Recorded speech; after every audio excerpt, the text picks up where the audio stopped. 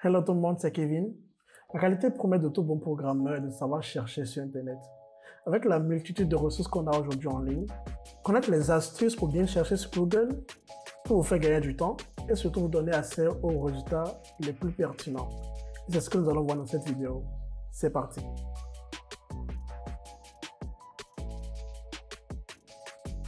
Alors, nous verrons 5 astuces pour bien chercher sur Google. Première astuce, des guillemets. Quand vous mettez le terme que vous cherchez entre les guillemets, Google vous retourne les pages qui contiennent exactement ce que vous avez cherché. Cela peut être très utile quand on cherche la solution à un problème, un bug par exemple dans notre code. Il suffit de copier l'erreur, le mettre entre des guillemets et le mettre sur Google et c'est ce que nous allons faire ensemble, comme ceci. Par exemple, si je tape cette erreur qu'on rencontre très souvent quand on code du Python, value errors too many to unpack, là, j'ai tous les sites, toutes les pages qui contiennent cette erreur-là en fait. Donc du coup, il y en a certains qui proposent déjà des solutions, voilà un exemple. Et vous verrez que le thème, il est en gras. Le voilà encore ici, le voilà encore là, le voilà encore là. Donc en gros, en copiant l'erreur, le mettant entre guillemets, vous aurez les résultats à court sur pour résoudre cette erreur-là. Deuxième astuce, le signe moins. Le signe moins vous permet d'exclure certains résultats de votre recherche. Prenons l'exemple, allons sur Google Images et cherchons Messi par exemple. Quand on cherche Messi, on va dans Images.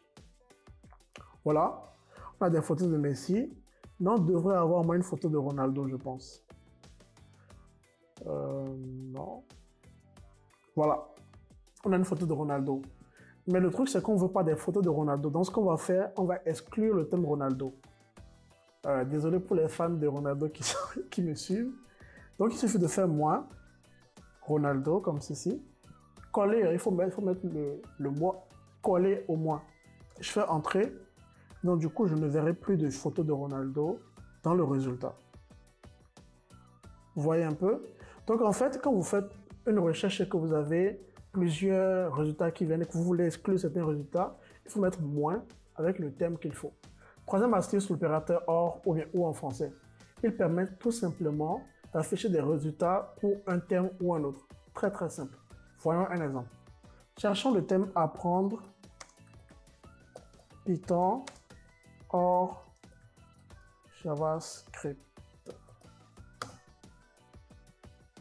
Ceci nous permet d'avoir, bon là il faut que je mette les parenthèses pour que ce soit apprendre Python ou apprendre JavaScript. Voilà. Donc du coup, j'aurai comme résultat en fait, tout ce qu'il y a comme résultat de apprendre Python et apprendre JavaScript. Donc vous voyez là on a 23 300 résultats. Donc là on aura des ressources pour apprendre Python ou apprendre JavaScript, tout simplement. Quatrième astuce, le mot-clé site. C'est un mot-clé que j'utilise très souvent lors de mes recherches parce qu'il permet d'affiner la recherche à un seul site précis. Voyons un exemple. Continuons avec l'apprentissage de Python de JavaScript. Nous voulons les ressources qui sont uniquement de coursera.org. Donc on fera quoi? On fera site coursera.org. Donc du coup, tous les résultats seront filtrés et on verra seulement les sites, les résultats qui appartiennent à Coursera. Vous voyez, c'est le même site. Et ça, c'est très intéressant quand on va affiner sa recherche à un seul site. Alors, cinquième et dernière astuce que j'utilise très souvent également, celui-là c'est mon préféré, c'est le mot-clé file type. Ce mot-clé vous permet de chercher des pages qui contiennent un certain type de fichier, souvent des PDF dans mon cas. Par exemple, je cherche un PDF sur comment apprendre Python. Tout simplement, il suffit de faire, on va effacer le site Coursera ici et apprendre en JavaScript.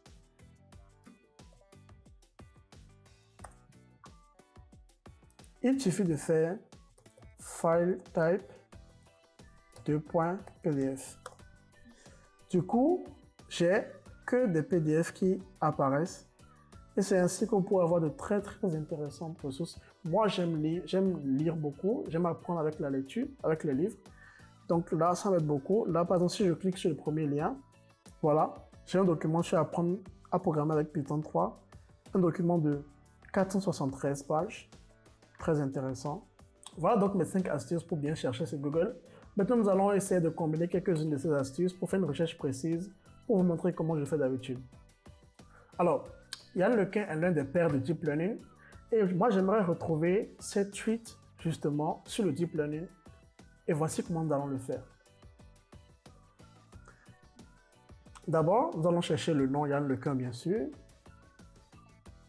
comme ceci, Yann Lequin.